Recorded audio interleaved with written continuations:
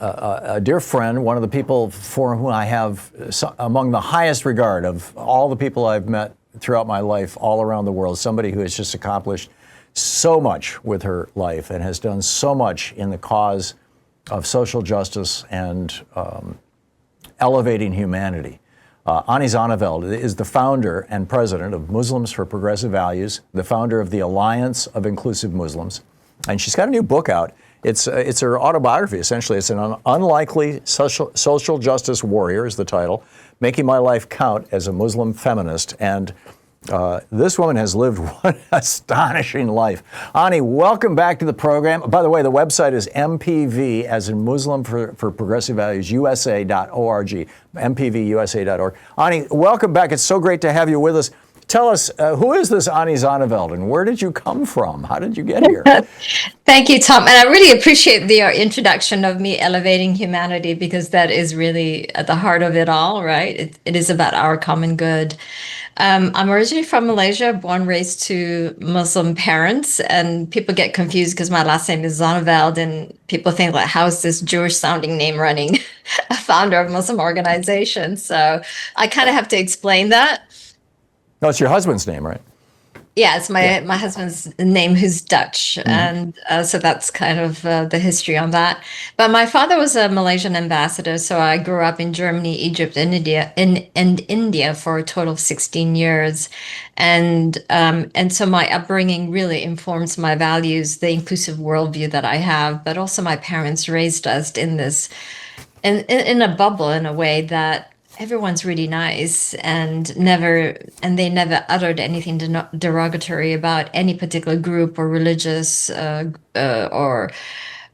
groups or sexuality even. So I was never raised with any language of hate. And I have to say, when I landed here in the United States, in Illinois, 2 months after landing, that was the first thing I was exposed to. So we can get into that. Yeah, tell us the story. Well, so I flew into Moline, Illinois, when I was 18 years old, to go to college over there. And then I got all these helicopters.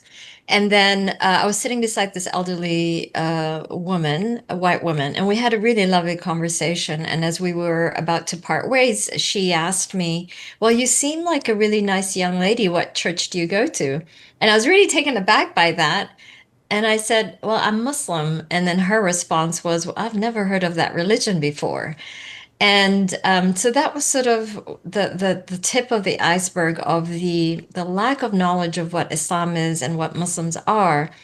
And so that was the first inkling of, or this first exposure to Midwest Americans. And they do live in their own bubble. Yeah, and I grew up there. And I read that in your book, that story. I'm sorry, did I interrupt you? Yeah, no, it's okay. So when I do my work, I mean, I have this elderly lady as a point of reference, because that's the audience that we need to address in order to really educate them about what Islam is really about, and what is Muslim, what is Islamic values. And my exposure was, 2 months later, there was a poster at the college, Nation of Islam, Reverend, oh my God, what's his name? Malcolm X? Farrakhan is speaking. Farrakhan. I'm sorry, yes. Farrakhan. Yeah, Farrakhan was speaking. And I'm like, wait. This lady said she didn't know anything about Muslim and Islam, and here is the Nation of Islam in the middle of nowhere. So I was really confused. So I went, because I was obviously curious, because I've never heard of Nation of Islam. And I was really stunned by the vile language that was coming out of his mouth. And so that was my first exposure to hate. And I actually didn't know how to define my feelings, because I had never experienced that before. So that was sort of me coming, my naivete really bursting, let's put it that way.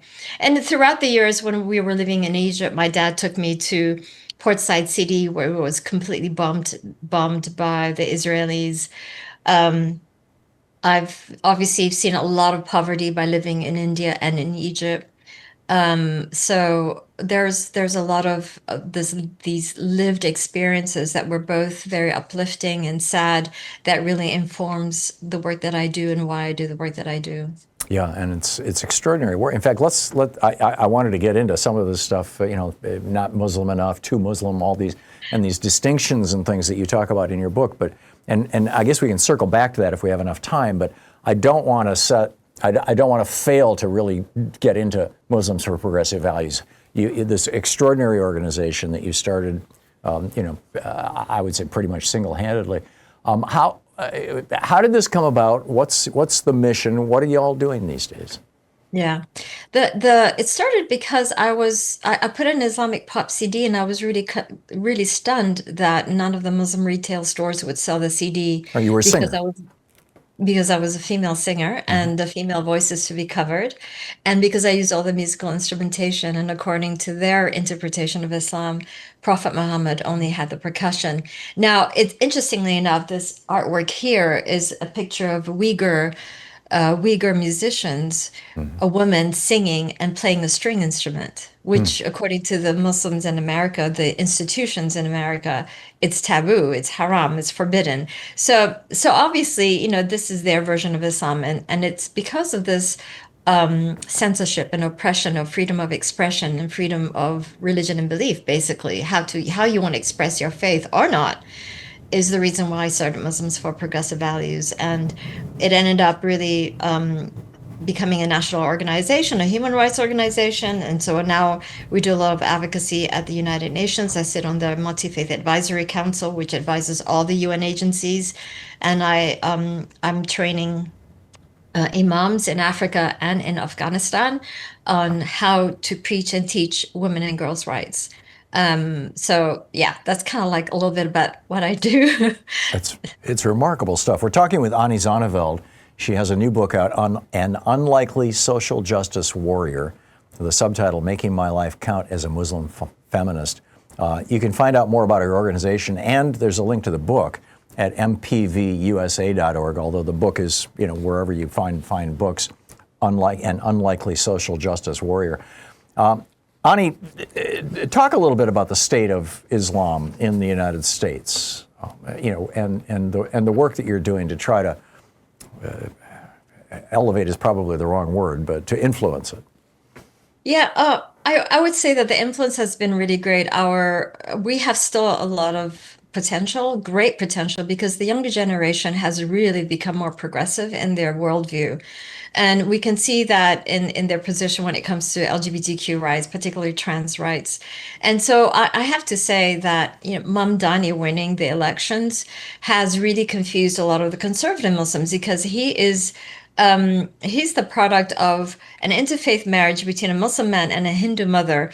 And according to their conservative interpretation, a Muslim man is not allowed to marry a Hindu woman, right? And so here we have this amazing human being, and then the prism from which he was campaigning was purely from the prism of humanity for the good of all, and that is what we're about. That is our ethos. That is my particular, deeply embedded in my ethos. And so I'm really proud to see an amazing individual win the mayoral election.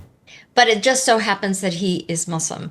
And so when people ask me, or they assume that, oh, you must support Mamdani because he's Muslim, it's kind of offensive, because no, I actually like him because of the values that he's promoting and the policies he's promoting for the good of all.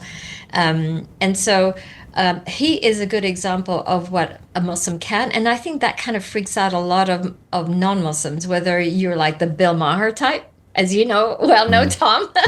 Yes. And I have to thank you so much still for plugging MPV in there when you were on his show some years ago. But you have the Bill Maher type. Yeah, I know. His facial expression is, yeah. I should write about it in my book. And those type of people, or the political right, who are just shocked and stunned, and obviously, fanning the flames of fear, what Mamdani is going to do. And I actually want to, people are posting really funny stuff, because they're saying, oh, now New York is going to be ruled by Sharia law. So I want to read something on social media, if that's okay. He's going to implement Sharia law, in quotes. You read it wrong. Mamdani's actually going to implement one, Shakira law.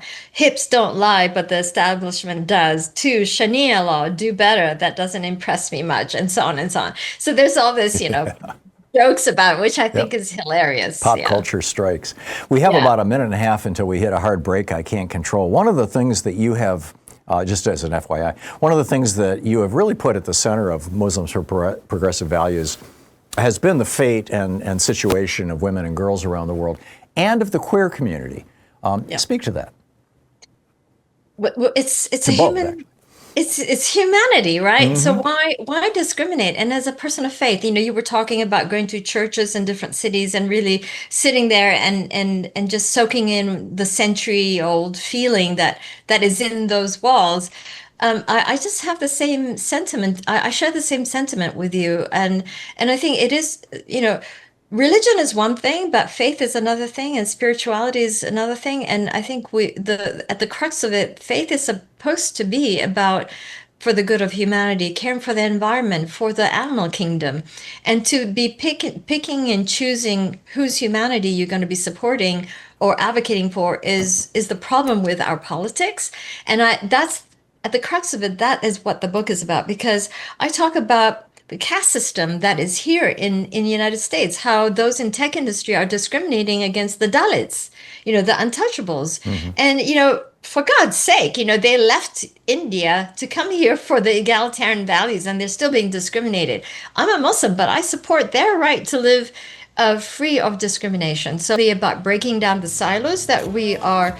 Our society is so tribal, and then what is happening in Palestine is happening here in the United States, and how technology there that has been tested on the Palestinian people is being used here in the United States. So if you are not aware of that, wake up. There you go. The book is An Unlikely Social Justice Warrior, Ani Zonneveld, MPV USA, Muslims for Progressive Values USA, mpvusa.org. Ani, thank you so much.